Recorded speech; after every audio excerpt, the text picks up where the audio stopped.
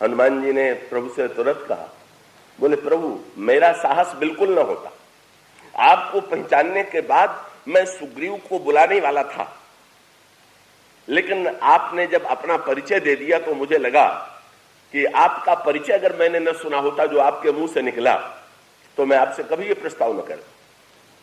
पर आपका आगे चल करके हनुमान जी ने इतने ही नहीं तो प्रभु से ये भी कह दिया कि प्रभु आप पर्वत पर अगर न चढ़ना चाहे तो आप दोनों भाई मेरे पीठ पर बैठ जाइए। तो प्रभु ने कहा कि तुमने तो सब उलट दिया, क्या सारा ब्रह्मांड ईश्वर में समाया हुआ है और तुम ईश्वर को पीठ पर बैठाने को तैयार हो? तो ये बताओ कि ईश्वर सबको धारण करेगा कि कोई ईश्वर को धारण करेगा? तुम ये कहते हो कि मेरे पीठ पर, और तुम्हारा साहस इतना है कि तुम तो ये कहते हो कि लक्ष्मण के साथ आप बैठ जाइए। तो हनुमान जी ने कहा कि प्रभु ये तो आपके परिचय से मुझे साहस हुआ कि मैं आपसे कहूं कि मैं पीठ पर बैठ जाइए क्या?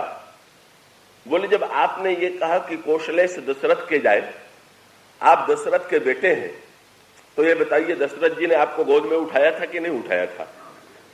तो महाराज अगर दशरथ गोद में उठा सकते हैं तो मैं भी आपको पीठ पर उठा सकता हूं।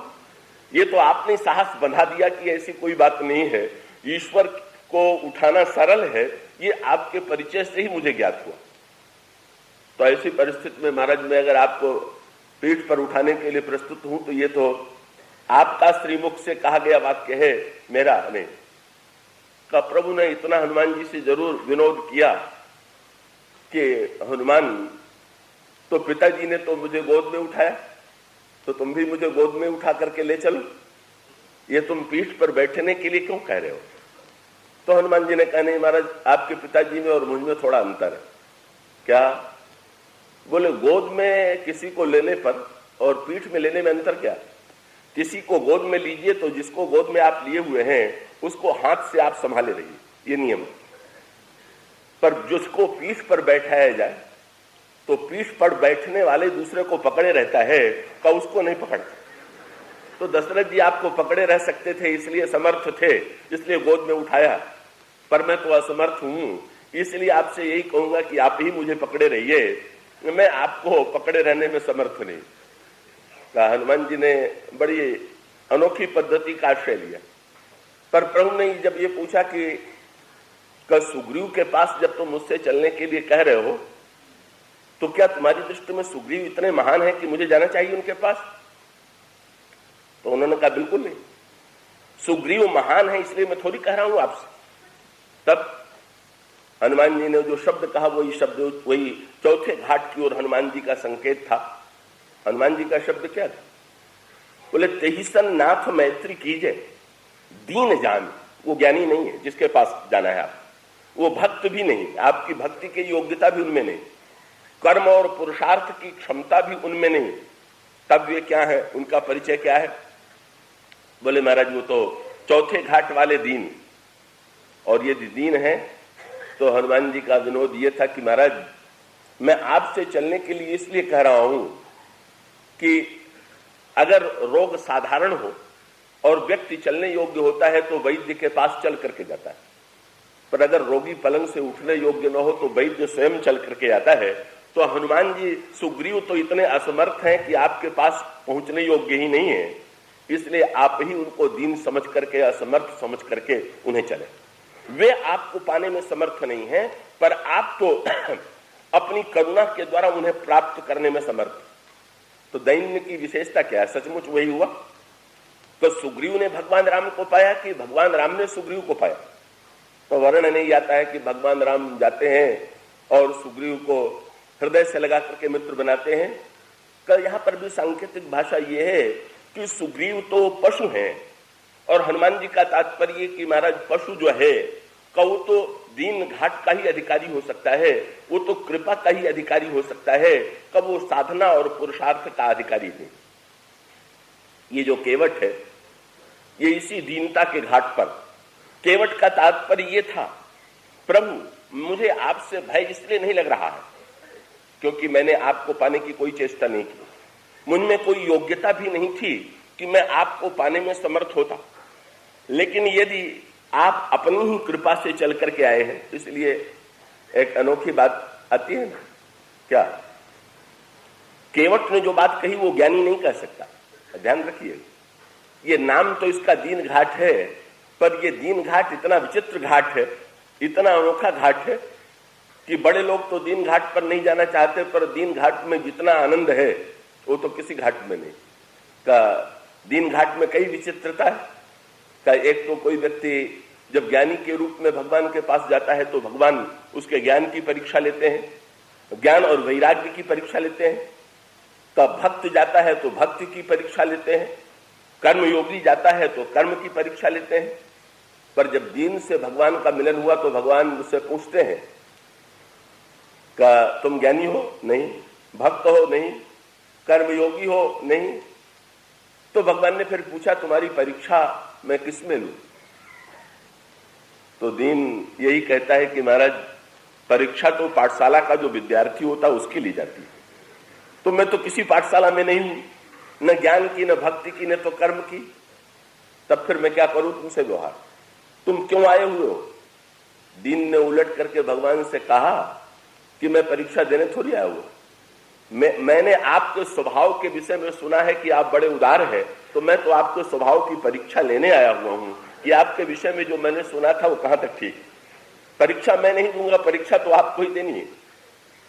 कि इसका सारा क्रम दीन घाट में उल्टा।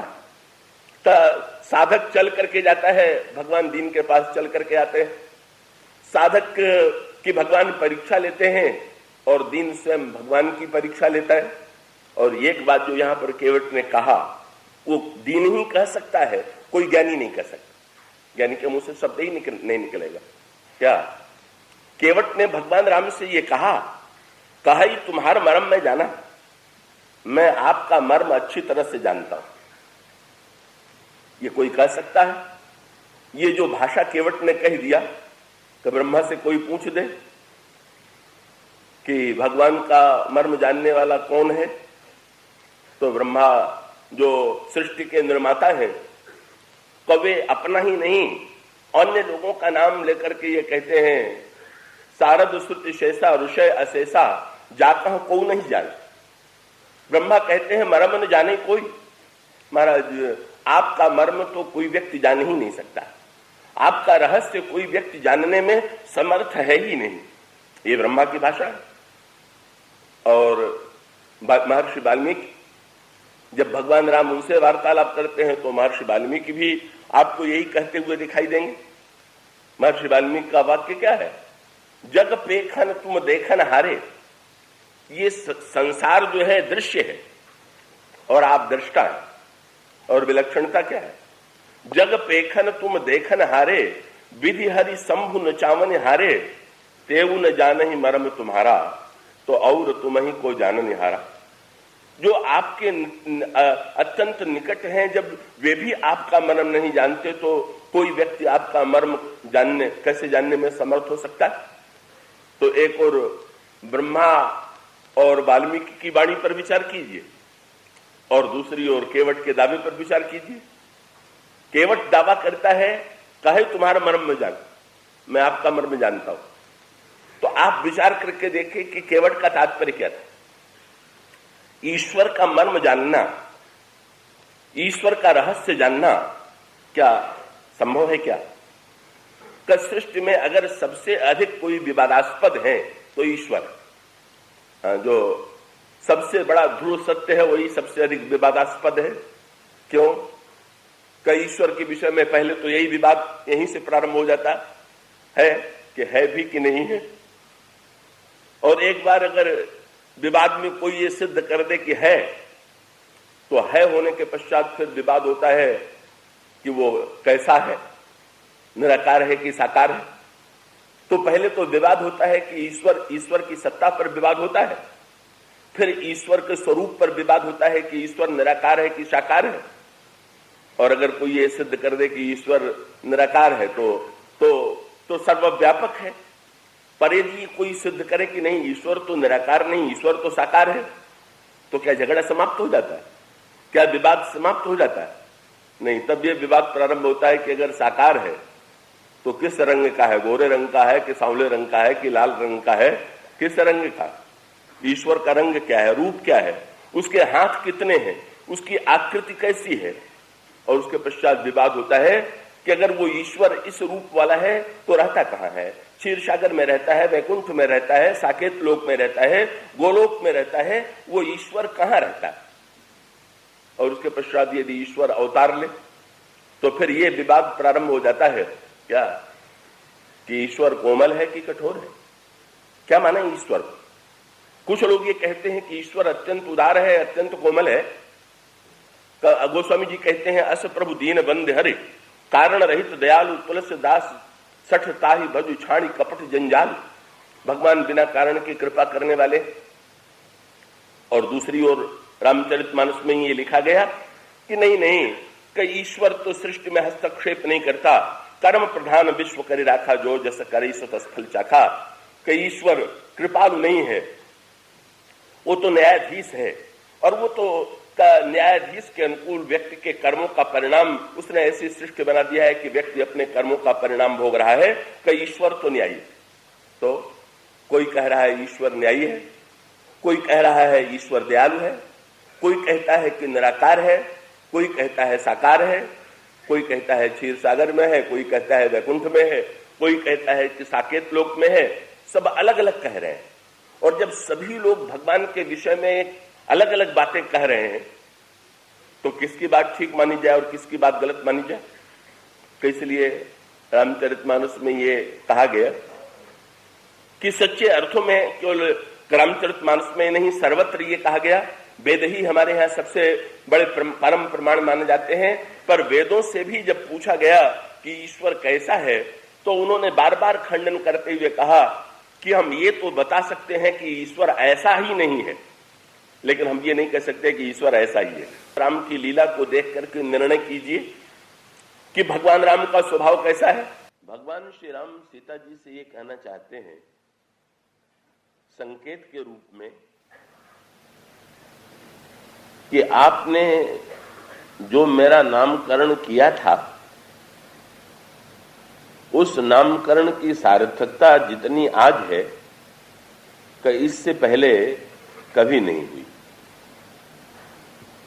तो अलग अलग लोग, भिन्न भिन्न व्यक्ति भगवान को अपनी भावना और अपनी मान्यता के अनुकूल अलग अलग नामों से पुकारते हैं कि जिसको जिसकी अपेक्षा है वैसा नाम लेकर के पुकारता है।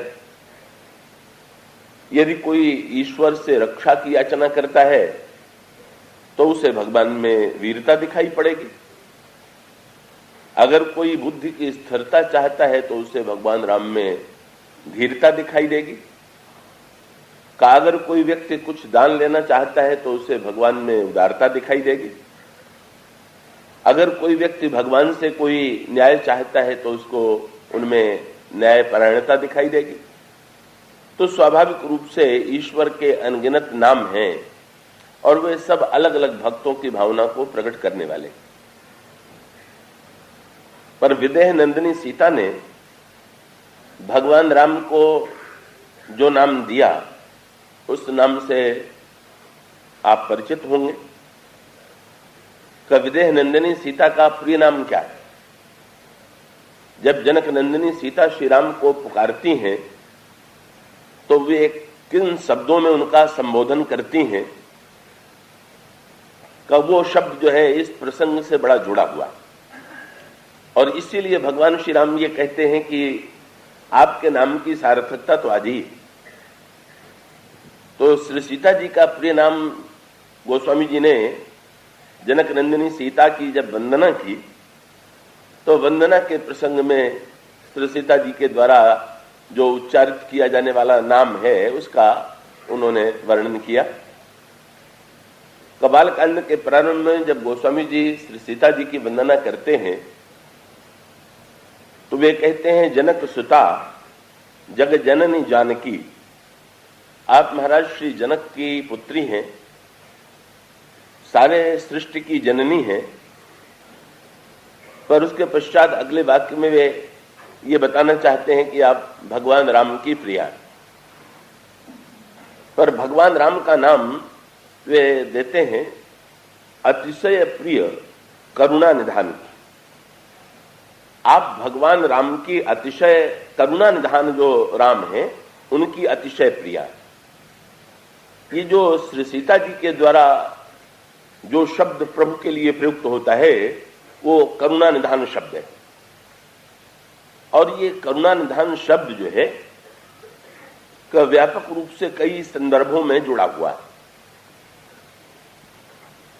कपुस वाटिका में जब विदेह नंदिनी श्री राघवेंद्र को देखने के पश्चात पार्वती जी के मंदिर में आती हैं और उनका पूजन करती हैं, तो उस समय का मानो पार्वती जी के द्वारा ही भगवान राम का ये नामकरण किया गया। पार्वती जी ने सीता जी को वह नाम दिया कि जिस नाम से श्री सीता जी उनको पुकारेंगी। वहां पर पार्वती जी सीता जी से कहती हैं, मन जाहि राचहु मिली सोबर सहज सुंदर सांवरो। आप जिस सहज सांवले बर की ओर आकृष्ट हैं वो आपको प्राप्त होगा। पर वे वहां पर भी श्री राम का जो नाम देती हैं वो नाम देती हैं करुणा निधान सुजान शील स्नेह जान तरावरो। श्री राम तो साक्षात करुणा निधान है और पार्वती जी के द्वारा जो नामकरण किया गया का वही नामकरण श्री सीता जी के मुख से उच्चारित होता। और आगे चल करके ये आप देखेंगे कि जब सुंदरकांड में अशोक वाटिका में हनुमान जी मुद्रिका लेकर के जाते हैं, राम कथा सुनाते हैं और मां के मन में संशय होता है कि ये कौन है, क्योंकि रावण के द्वारा ठगी जाने के बाद का सरलता से उनके मन में किसी के प्रति विश्वास नहीं होता।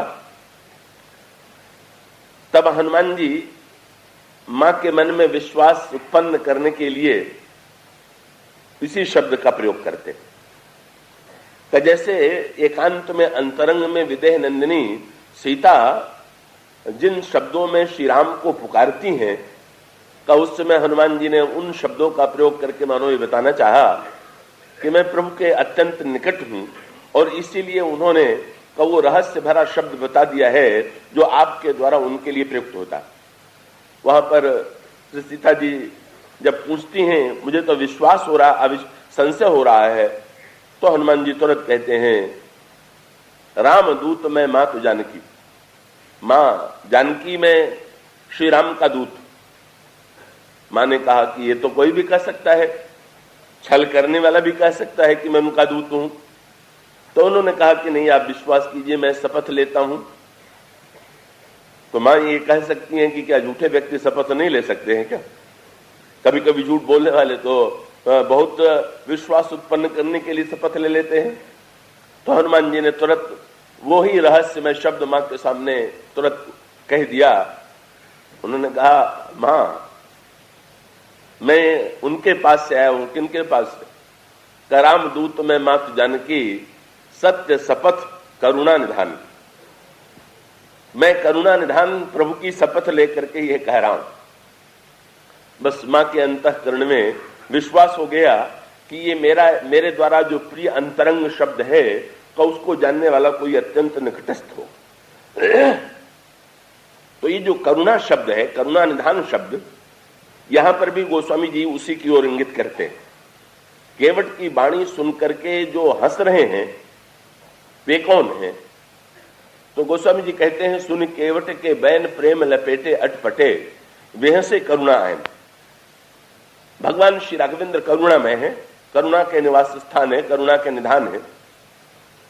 और विदेह नंदिनी सीता की ओर देखने का तात्पर्य क्या था कि आपने जिस नाम से मुझे पुकारा उस नाम की सार्थकता क्या आज से बढ़ करके हो सकती है क्या?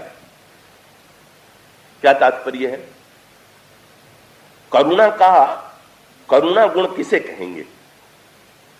कि किसी व्यक्ति की साधना को देख करके, किसी के सद्गुण को देख करके यदि आप उससे किसी प्रकार से उसके प्रति अच्छा व्यवहार करें, उसके प्रति उदारता दिखावें, तो क्या ये करुणा है क्या? ये तो करुणा नहीं है।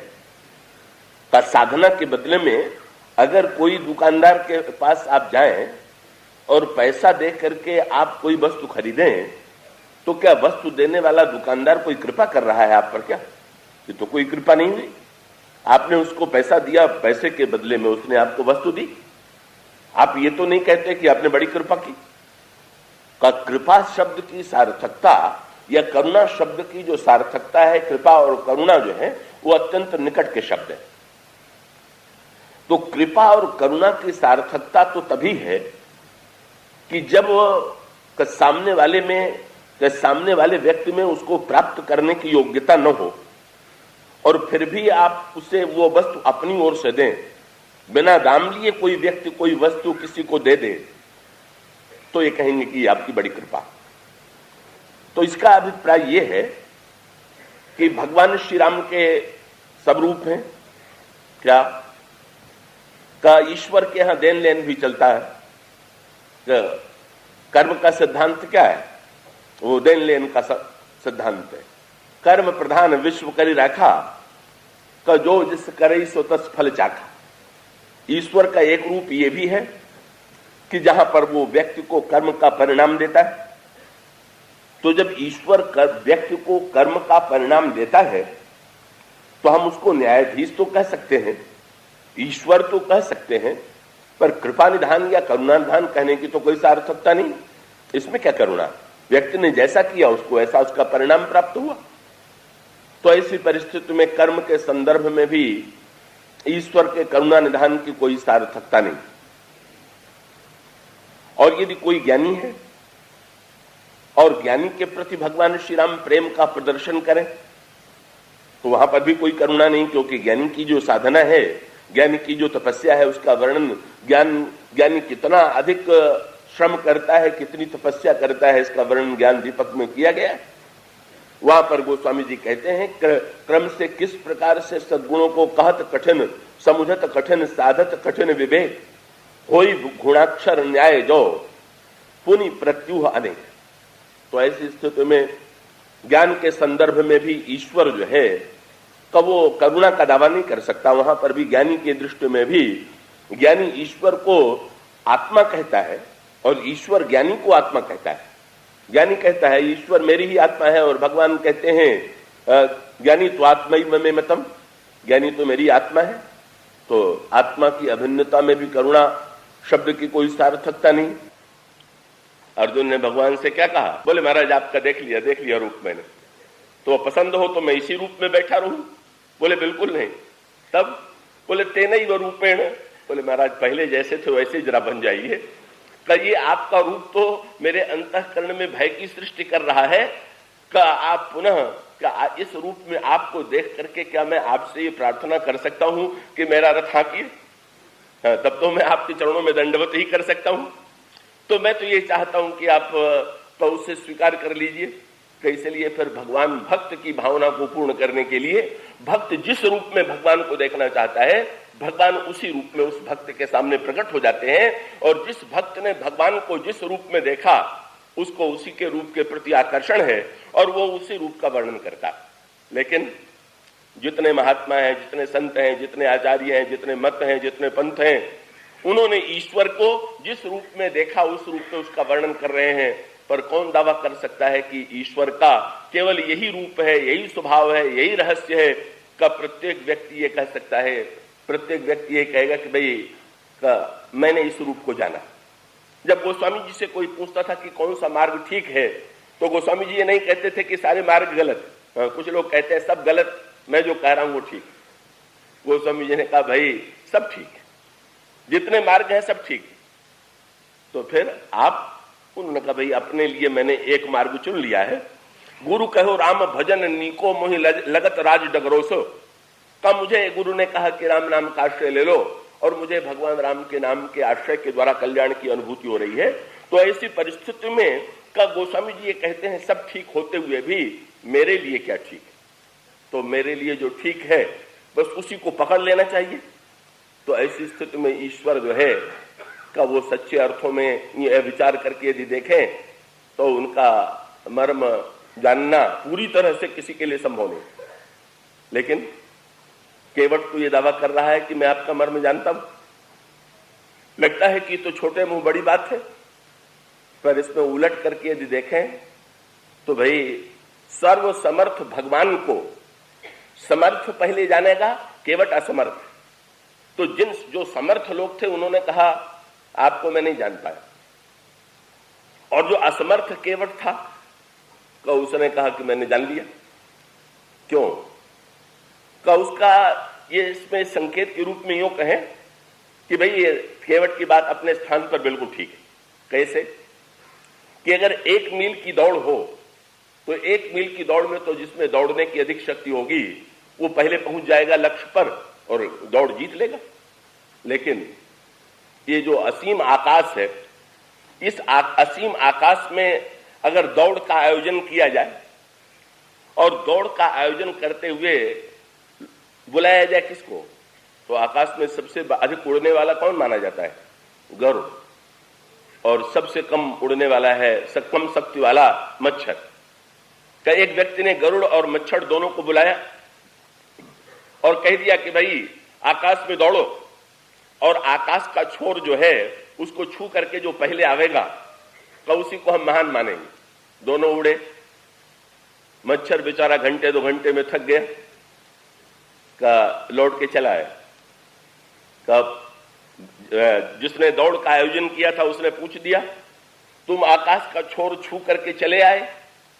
उसने कहा भाई मैंने अच्छी तरह से प्रयत्न करके देख लिया, आकाश का बिल्कुल छोर नहीं है, मैंने पूरा परिश्रम दिया और आकाश का छोर नहीं मिला, आकाश तो अनंत जान पड़ता। तो मच्छर ने 2 घंटे में बता दिया, और गरुड़ जी अभी उड़े चले जा रहे हैं। हजारों और लाखों वर्ष वो भी उड़ते रहे, पर आकाश का छोर नहीं है तो उनको भी नहीं मिला। लाख वर्ष बाद जब गरुड़ लौट करके आए और उनसे पूछा गया क्या हुआ, बोले आकाश का कोई अंत नहीं। जिसे मच्छर ने 2 घंटे में जान लिया, उसे जानने में गरुड़ को 1000 वर्ष लग गए। ये बड़ी विचित्र बात। ये असीम में जो असमर्थ होता है वो सच्चाई को पहले जान लेता है, और जो समर्थ होता है उसमें पिछड़ जाता है। क्योंकि असीम में जो अपनी सीमा को पहले जान लेगा का वही व्यक्ति ईश्वर के रहस्य को पहले जान लेगा। का जो असमर्थ हो जाएगा तो ये मच्छर की असमर्थता ही असीम में उसके विजय का रहस्य, मच्छर जीत गया और गरुड़ हार गए। तो तुरंत ये एक वाक्य कह दिया केवट ने कि महाराज मैंने कैसे जान लिया? तो वाल्मीकि ने भी कहा। वाल्मीकि से भगवान ने पूछा मुझे कोई नहीं जानता। बोले महाराज ये हम कैसे कहें कोई नहीं जानता? तब बोले सोई जाने जे देव जनाई, आप किसी को अगर जना दे तो जान ही जाएगा। तो केवट जब आकर के खड़ा हुआ तो केवट ने कहा कि महाराज आपने तो अपना रहस्य स्वयं खोल दिया। क्या? बोले जब सर्व समर्थ होकर के भी आप नदी पार करने के लिए मुझसे नाव मांग रहे हैं तो इसका अभिप्राय यह है कि आपने ये रहस्य खोल दिया कि सच्चे अर्थों में सर्व समर्थ होते हुए भी आप दीनों पर कृपा करने के लिए बेचैन रहते हैं। और यदि आप दीनों पर कृपा करने के लिए बेचैन रहते हैं तो मैं क्यों मांग करूं कि मुझे चरण दीजिए? आपको गरज हो तो आप कहिए कि मेरा चरण धोलो। तो ये घाट जो है महाराज ये समर्थों का घाट नहीं है, और भगवान इस घाट में सचमुच कितने कृपामय है इसकी चर्चा हम पुनः कल करेंगे। आज इतना ही। बोलिए सिया।